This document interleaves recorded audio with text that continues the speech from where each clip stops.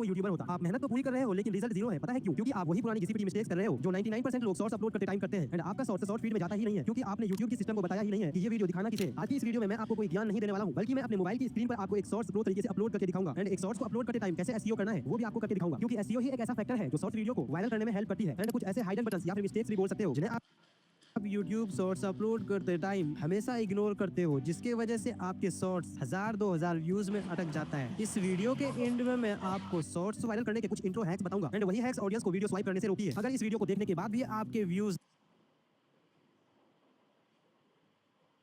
Icon पे tap करके यहाँ क्लिक करना है एंड आप जिस शॉर्ट्स को अपलोड करना चाहते हैं उसे सिलेक्ट करके नेक्स्ट करना है। मेरा शॉर्ट्स का ड्यूरेशन 72 सेकंड है यानी 1 मिनट 12 सेकंड। आप लोग घबराओ मत क्योंकि YouTube ने शॉर्ट्स के ड्यूरेशन को 180 सेकंड यानी 3 मिनट तक कर दिया है। अब डन पे टैप करने के बाद थोड़ा प्रोसेसिंग होगा। प्रोसेस कंप्लीट हो जाने के बाद यहाँ ऐड साउंड पे टैप करना है। नीचे स्क्रॉल करके यहाँ टॉप साउंड में जितने भी सॉन्ग्स दिख रहे हैं इन्हें आप एक तरीके से सॉन्ग्स मान सकते हो जिन्हें यूज करने से शॉर्ट्स की व्यूज इंक्रीज होने में हेल्प करती है। सॉन्ग को यूज करने का एक अलग ही मेथड है सो प्लीज इस मेथड को इग्नोर मत करना। इन सभी साउंड में से आपको ये देखना है सबसे ज्यादा शॉर्ट्स किस पे बनी है। फॉर एग्जांपल इस सॉन्ग पे सबसे ज्यादा शॉर्ट्स बने हैं तो सिंपली इस पे क्लिक करके फिर इस ब्लू वाले एरो पे टैप करके यहाँ टैप करना है एंड यहाँ जो हमने सॉन्ग को यूज किया है उसकी वॉल्यूम को बिल्कुल 0 कर देना है। यहाँ पे अपनी ऑडियो को बिल्कुल भी छेड़छाड़ नहीं करना है। अब नेक्स्ट पे क्लिक कर देना है। नाउ शॉर्ट्स अपलोड करने का मेन प्रोसेस यहीं से स्टार्ट होता है। यहाँ वीडियो को ध्यान से वॉच करना क्योंकि 99% क्रिएटर्स यहीं आके फंस जाते हैं एंड वो 3 बड़े मिस्टेक्स कर बैठते हैं जिसकी वजह से उनके शॉर्ट्स वायरल ही नहीं होता है। Mistake number 1 ignoring thumbnail. बहुत से शॉर्ट्स क्रिएटर को लगता है शॉर्ट्स में थंबनेल मैटर नहीं करता है। यही आपकी सबसे बड़ी भूल है। थंबनेल ही वीडियो का एक ऐसा फैक्टर है जिन पे नजर पड़ने के बाद ऑडियंस डिसाइड करते हैं कि वीडियो पे क्लिक करना है या नहीं। जब आप शॉर्ट्स में खुद से थंबनेल ऐड नहीं करते हो तो YouTube अपने तरफ से वीडियो की किसी भी पार्ट से डिफॉल्ट फ्रेम थंबनेल की तरह ऐड कर देता है जो कि बिल्कुल भी क्लिकेबल नहीं होता है। जिसका रिजल्ट ये होता है जब आपका शॉर्ट्स किसी के ब्राउज फीचर या होम पेज पर जाता है तो ऑडियंस रैंडम थंबनेल देखने के बाद क्लिक नहीं करता है क्योंकि वो थंबनेल ना तो शॉकिंग होता है और ना ही ऑडियंस के मन में कोई रीजन क्रिएट हो रहा होता है कि वो उस रीजन से उस वीडियो पे क्लिक करेगा एंड इसी के वजह से वीडियो पर काफी बैड इंपैक्ट पड़ता है। जब भी आप किसी शॉर्ट्स को अपलोड करो देन इस पेंसिल आइकन पे टैप करके वीडियो का जो भी सबसे शॉकिंग या फिर सस्पेंसफुल पार्ट है उसे सेलेक्ट कर लो। यही अगर आप वीडियो का पार्ट थंबनेल में ऐड ना करके खुद का पर्सनल थंबनेल ऐड करना चाहते हो तो उसके लिए आपको पहले ही एक थंबनेल बनाकर वीडियो में ऐड करना होगा जिसके बाद में पेंसिल आइकन से सेट कर सकते हो। मिस्टेक नंबर 2 लेस कीवर्ड्स और बोरिंग टाइटल। बहुत से लोग ऐसे हैं जो अपने शॉर्ट्स के टाइटल में इमोजीज ऐड करके छोड़ देते हैं या फिर वेट फॉर एंड लिखते हैं और तो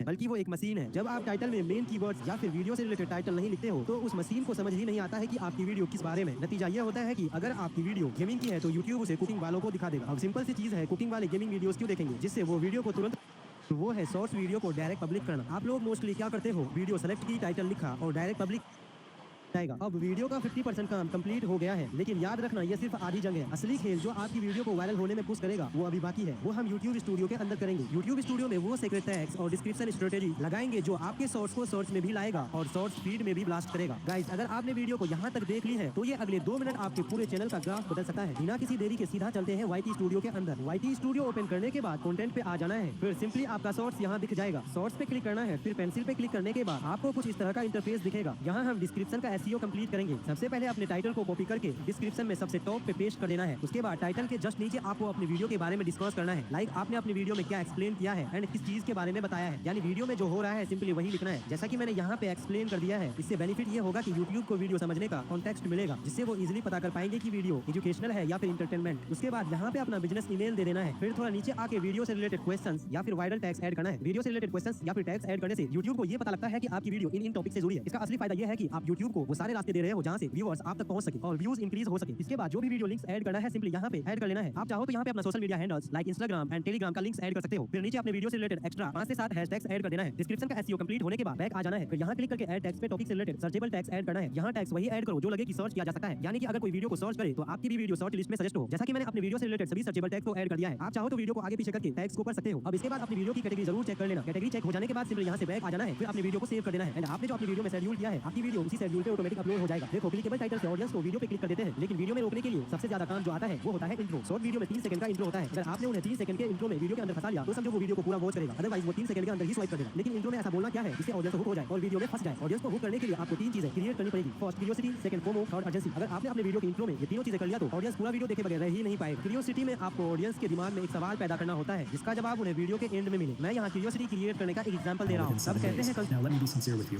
The channel is indeed monetized right right now, you can see that I've made about $400. And this is just the beginning because I just got monetized. You can also do this.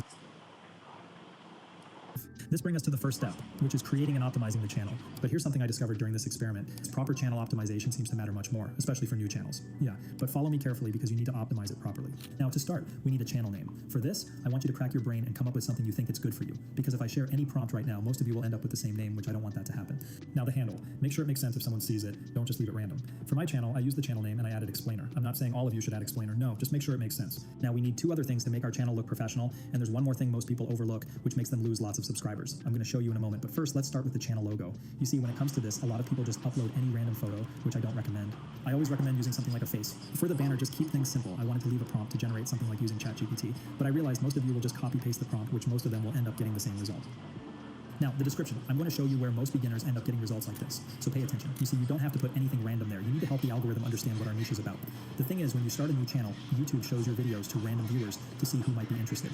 And if that happens, you're going to get a very low click-through rate and a low average view duration. This doesn't mean your video is bad. It's because YouTube is sharing your video to people who are not interested in your content. And it's your channel because YouTube doesn't have enough data. So the best way is to guide it by telling it what your channel is about. And you can do that by using a vidIQ. You can use the free version for this, so don't worry. Once you're here, just head over to research. Then in the search bar, enter your keyword. What we're doing right now is about philosophy, history, psychology, and human behavior. So I'll enter something like psychology. Now you realize that this keyword alone has close to 5 million searches per month, which is crazy. Although the competition is high, the search volume is huge, so we don't have to worry about it. Now, if we scroll through, you realize there are other related keywords here, like this one, which has over 1 million, this has over 2 million, and so on. So what I do is copy at least 5 of these high search volume keywords, click on copy, and then head over to Abacus AI. Before we continue, I want to be transparent with you. This is a paid tool, but before clicking off, wait, and you'd never spend money on a huge subscription tool because with just $7, you can get all these tools. So think about it. How much is Claude alone? How much would you pay for all these tools? But you're getting all these in one place for few bucks. You see, I'm not sponsored by them. However, I do have an affiliate link in the description. So if you'd like to support the channel, you can use the link in the description. This is not compulsory. Just want you to know that I'll earn a small commission at no extra cost to you. Plus, you'll get a discount and pay just $7 for your first month instead of the usual $10. That said, just keep watching because you'll soon see exactly why we're using this tool and how it can save you a huge subscription fee and a lot of time. Once here, just sign up for an account and you'll get this page. Now, enter the prompt on your screen in the prompt box. Paste the keyword video so far. Kindly like the video. Thank you. All right, the editing is simple. Open your favorite editor. I'm using CapCut since that's what most people use. Now, import the voiceover and the images you generated earlier. Next, add the voiceover to the audio track by clicking the plus button. Or just drag and drop it like this. Let me zoom in so you see what we're doing clearly. Now, if you followed what we've covered in the video carefully, you'll realize the names of the images are the same as the timestamps, meaning arranging it on top of the audio won't be stressful. You see, I have a trick that I use, but it's a bit complicated and I don't want to confuse some of you. So let's just arrange the images on top of the audio according to the timestamps. This is 00, so this will come first, followed by the 03, then 05, 07, and so on. Don't worry, we'll do the cutting later. For now, just arrange it accordingly. All right. Now we need to trim some parts of the images so the visuals stay perfectly in sync with the voiceover. If you look at the second image, you'll see that it starts at 3 seconds. So I'll move the playhead to the 3-second mark.